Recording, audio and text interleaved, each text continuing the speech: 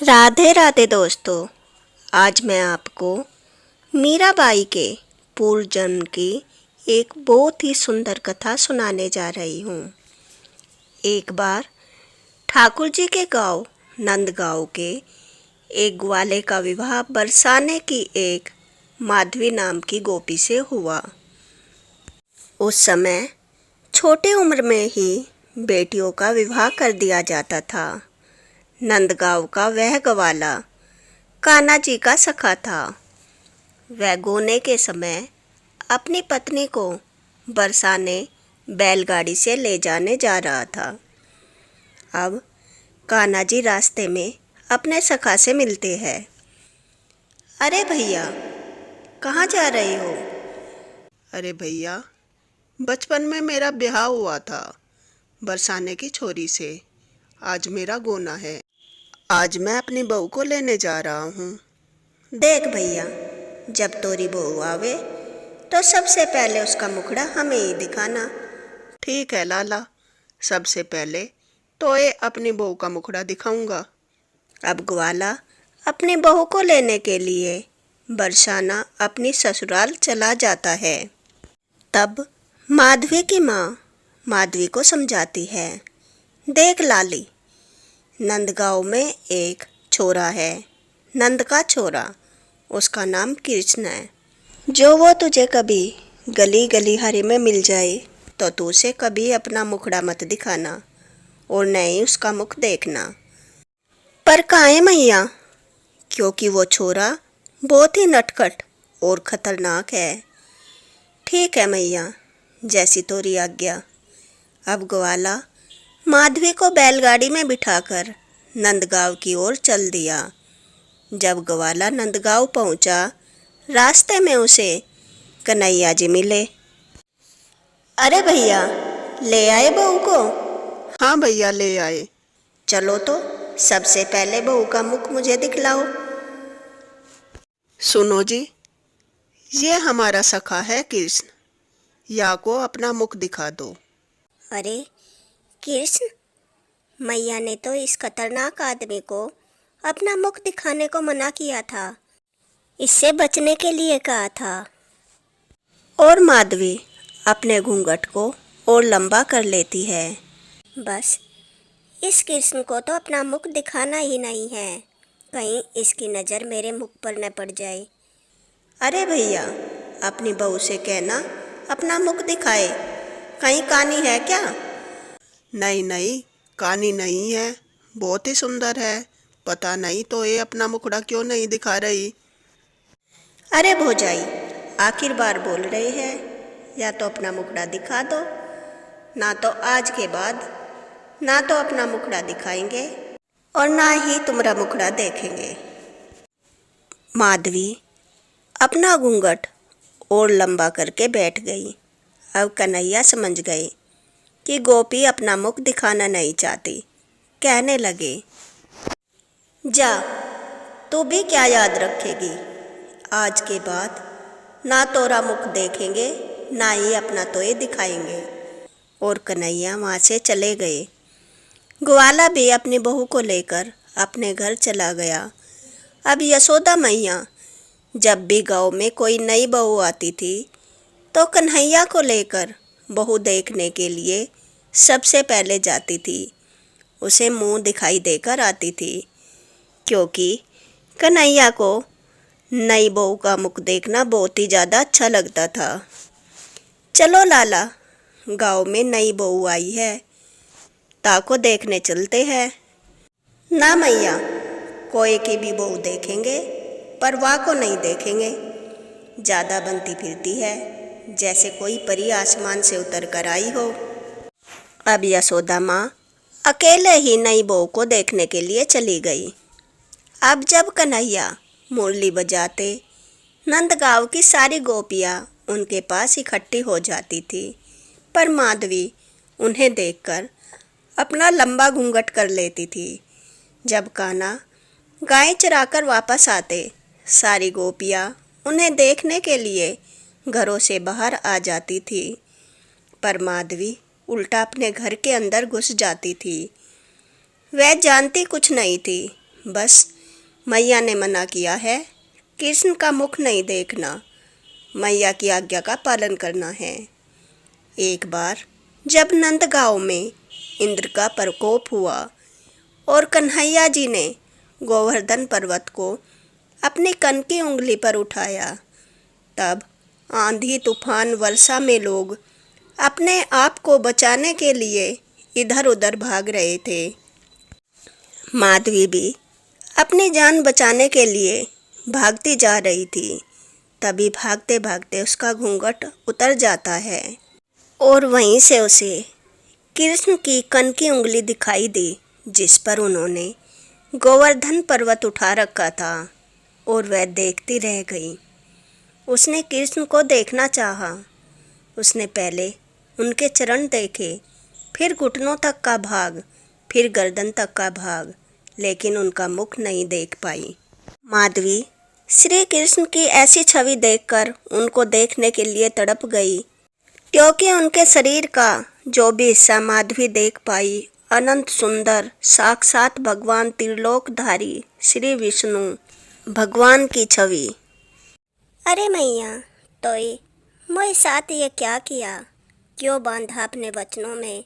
इतने दिनों से साक्षात भगवान से मैं दूर रही और आज भी उनके दर्शन नहीं हो पाए। और उसके बाद माधवी श्री कृष्ण को देखने के लिए पागल हो गई, लेकिन उनका मुख नहीं देख पाई। और जब कन्हैया गांव छोड़कर मथुरा जा रहे थे, तब सारा गांव उनके पीछे पीछे जा रहा था। अरे माधवी, क्या आज भी कन्हैया के दर्शन नहीं करेगी? आज तो वे हम सबको छोड़कर मथुरा जा रहे हैं। कृष्ण कृष्ण कृष्ण कृष्ण कृष्ण कृष्ण कहती हुई माधवी पागलों की तरह उनके पीछे पीछे भागती है, लेकिन तब तक कृष्ण चले जाते हैं। माधवी बहुत रोती है, तभी उन्हें राधा मिलती है। उठो माधवी, शांत हो जाओ। और माधवी को राधा के अंदर से श्री कृष्ण के दर्शन होते हैं।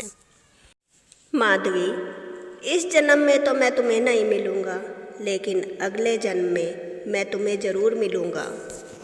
अगले जन्म में तुम्हारा जन्म राजस्थान के मेड़ता राज्य में होगा और तुम्हारा सारा जीवन मुझको समर्पित होगा, और उस जन्म में मैं तुम्हें अवश्य मिलूँगा। अब माधवी श्री कृष्ण से इस जीवन में न मिलने का दर्द सहन नहीं कर पाई और श्री कृष्ण के विरह में जल समाधि ले ली और अपना जीवन समाप्त कर लिया। एक समय की बात है, वृंदावन में एक भोलू नाम का लड़का रहता था। वह गोसाई जी के आश्रम में रहता था और गौशाला की गायें चराने के लिए वन में जाता था। वह रोजाना बाके बिहारी जी के दर्शन करने जाता था। अरे भोलू, कहाँ से आ रहे हो? अरे किशन भैया, मैं तो जंगलों में गैया चराने गया था, वहीं से आ रहा हूँ। लगता है भोलू, गोसाई जी तुमसे बहुत काम करवाते हैं, सारा दिन काम में लगे रहते हो। नहीं किशन भैया, मैं तो सिर्फ आश्रम की गैया चरा कर लाता हूँ, और गैयों को जंगल में चराने से मुझे बहुत आनंद आता है। अच्छा भोलू, क्या तुमने सुना है, जहाँ जंगल में तुम गाय चराने ले जाते हो, वहाँ एक बहुत ही खतरनाक बाघ आया है। उसके डर से उस जंगल में कोई नहीं जा रहा। तुम भी कुछ दिनों तक आश्रम में ही रहो, नहीं तो वह तुम्हें और तुम्हारी गैयों को खा जाएगा। ठीक है किशन भैया, अब मैं भी आश्रम में ही रहूँगा। और भोलू आश्रम वापस चला जाता है। ये भोलू भी कितना भोला है, देखो मेरे कहने से अब ये आश्रम में ही रहेगा। अब सारी आश्रम की गैया भूखी ही खड़ी रहेगी। एक दिन की बात है, भोलू गैयों को चराने के लिए जा रहा था। रास्ते में उसे एक रामलाल नाम का व्यक्ति मिला। अरे भोलू, कहाँ जा रहा है? अरे रामलाल भैया, जंगल गाय चराने जा रहा हूँ। भोलू, क्या तुम्हें पता है, भांडीर वन में रोजाना कान्हा जी आते हैं अपनी गाय चराने के लिए। मैं तो अब रोज भांडीर वन में जाता हूँ और कान्हा जी के साथ गैया चराने में बहुत मज़ा आता है। उनके साथ तो मेरी मित्रता भी हो गई है। सच में रामलाल भैया, वो ही कान्हा जी जिनका मंदिर में रोजाना मैं दर्शन करने जाता हूँ। हाँ हाँ, वो ही कान्हा जी। तो ठीक है रामलाल भैया, मैं भी आज से भांडीर वन में ही जाऊँगा। मुझे भी कान्हा जी से दोस्ती करनी है। अब भोलू अपनी गैयों को लेकर भांडीर वन में चला गया और वहाँ जाकर श्री कृष्ण की प्रतीक्षा करता रहा। अरे, कान्हा अब तक तो नहीं आए। रामलाल तो कह रहा था रोज भांडीर वन में आते हैं, लेकिन मुझे तो कहीं दिखाई नहीं दे रहे। हो सकता है शाम तक आ जाए। हो सकता है कान्हा आज वन में किसी दूसरी तरफ हो। कल मैं जल्दी आऊँगा और उनसे ज़रूर मिलूँगा। जब भोलू जंगल में गैया चराने के लिए जाता था तो वह अपने लिए खाने के लिए कुछ सामान लेकर जाता था। अरे, आज कुछ ज़्यादा भोजन ले लेता हूँ, क्योंकि आज तो कान्हा भी मिलेंगे। उन्हें भी भोजन करवाऊँगा। और भोलू अपने साथ कुछ भोजन लेकर और अपनी गैयों को लेकर जंगल में चला जाता है और वह जंगल में जाकर कान्हा की प्रतीक्षा करने लगता है। अरे, कान्हा तो अब तक भी नहीं आए। मुझे तो बहुत भूख लगी है, लेकिन मैं भी तब तक भोजन नहीं करूँगा जब तक कान्हा नहीं आएंगे। बस आज तो मुझे कान्हा के साथ ही भोजन करना है। उधर बाके बिहारी अपने मंदिर में अपने एक भोले और सच्चे भक्त को प्रतीक्षा करते देख कान्हा जी वहाँ आ जाते हैं। अरे भोलू, क्या कर रहे हो? कान्हा, तुम आ गए। मैं तो तुम्हारी ही प्रतीक्षा कर रहा हूँ। देखो, मैं तुम्हारे लिए भोजन भी लेकर आया हूँ। चलो भोजन करते हैं, बहुत भूख लगी है। फिर भोलू कान्हा जी के साथ बैठकर भोजन करता है। उसे बहुत आनंद आता है और फिर अपनी गैयों को लेकर गौशाला वापस चला जाता है। अगले दिन भोलू अपने साथ जंगल में भोजन ले जाने के लिए रोजाना से दुगना भोजन रख रहा था। तभी गोसाई जी वहाँ जाते हैं और देखते हैं। अरे, ये भोलू इतना भोजन किसके लिए ले जा रहा है? क्या यह अकेला इतना भोजन करता है? भोलू, इतना खाना किसके लिए ले जा रहे हो? क्या तुम इतना खाना खा लेते हो? नहीं नहीं, हम दो हैं। वो कृष्णा जी भी तो है। कौन कृष्णा? अरे, वो ही कृष्णा जो मंदिर में रहते हैं, जिनके तुम भजन कीर्तन करते हो। भोलू, तुम ये क्या कह रहे हो? कृष्णा और तुम्हारे साथ भोजन करने आते हैं? नहीं नहीं, वे किसी के साथ भोजन करने नहीं आते। नहीं गोसाई जी, वे तो कल भी आए थे और उन्होंने मेरे साथ भोजन किया और मुझसे तो उनकी बहुत अच्छी दोस्ती भी हो गई। वे मेरे सखा बन गए। अच्छा बोलू, ये बताओ, जो तुम्हारे सखा कृष्णा है वह दिखने में कैसे है? वे पीतांबर के वस्त्र पहनते हैं। देखने में बहुत ही सुंदर है। उनकी आंखें बहुत बड़ी बड़ी है। अपने सिर पर मोर का पंख लगाते हैं और अपने साथ बांसुरी रखते हैं।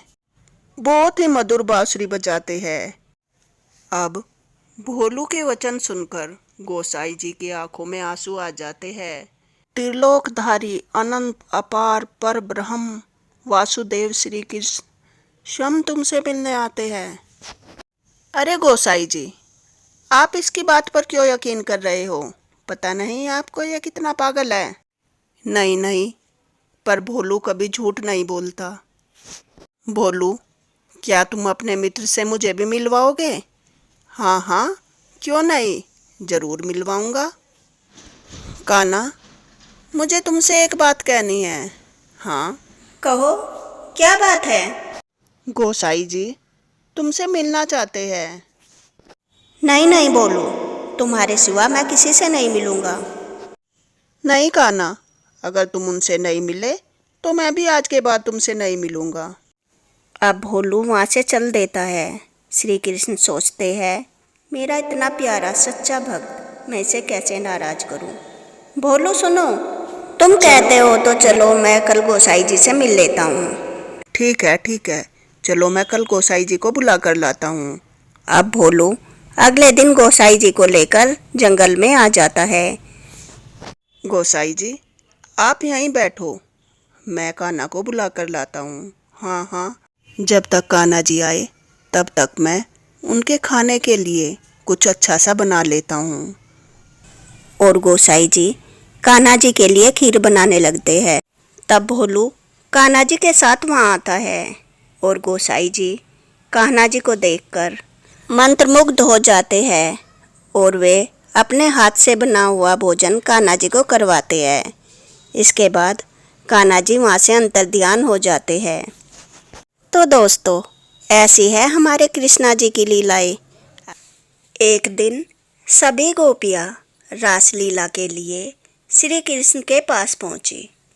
उनमें से श्री कृष्ण की सबसे प्रिय थी अष्टसखी, जिनका नाम था ललिता, विशाखा, चित्रलेखा, चंपकलता, तुंगाविद्या, इंदुलेखा, रंगा देवी और सुदेवी।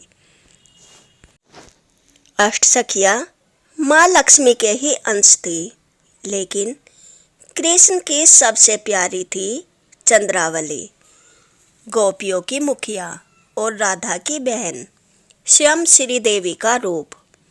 श्री कृष्ण के लिए भक्ति भाव इतना था कि वह उन्हें कभी भी ना नहीं बोलती थी। सभी गोपियाँ चंद्रावली के स्वार्थहीन प्रेम को जानती थी, इसलिए वे कभी कभी प्रश्न करती थी कि श्री कृष्ण चंद्रावली से ज़्यादा राधा से क्यों प्रेम करते हैं। एक दिन रासलीला चल रही थी। श्री कृष्ण अलग अलग रूप लेकर हर गोपी के साथ अलग अलग रूप में नृत्य कर रहे थे, लेकिन सभी गोपियों को लग रहा था कि वे श्री कृष्ण के साथ ही नृत्य कर रही है। सारी गोपियाँ अपने पैरों के निशान देखती है। अरे सखी, देखो मेरे पाँवों के निशान कितने सुंदर लग रहे हैं। हाँ, देखो मेरे भी। सखी, जब हमारे पाँवों के निशान इतने सुंदर हैं, तो चंद्रावली के पैरों के निशान कितने सुंदर होंगे। तब सारी सखी चंद्रावली के पैरों के निशान देखती है। चंद्रावली के पैरों के निशान बहुत ही ज़्यादा सुंदर लग रहे थे।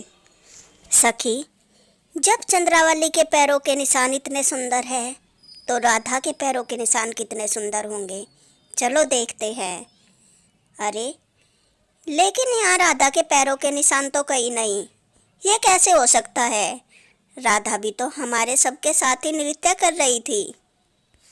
कृष्ण, यहाँ हम सबके पैरों के निशान हैं, और देखो चंद्रावली के पैरों के निशान कितने सुंदर है, परंतु यहाँ राधा रानी के पैरों के निशान कहीं नहीं हैं।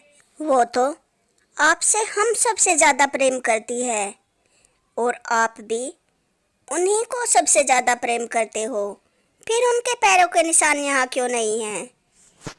क्योंकि राधा माया से परे है, इसलिए राधा पृथ्वी पर अपने पैरों के निशान नहीं छोड़ती।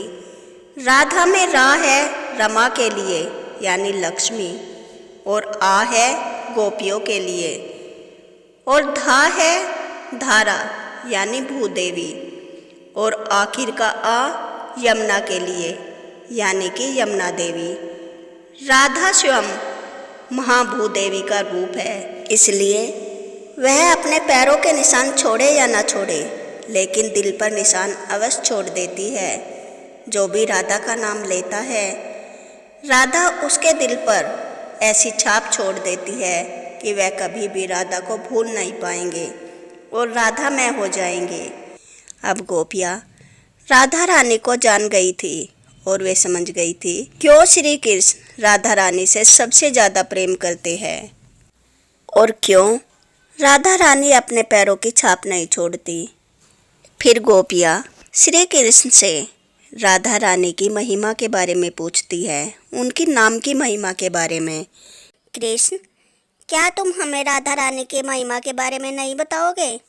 हाँ हाँ, अवश्य, क्यों नहीं बताऊंगा। फिर श्री कृष्ण गोपियों को राधा रानी के नाम की महिमा बताते हैं।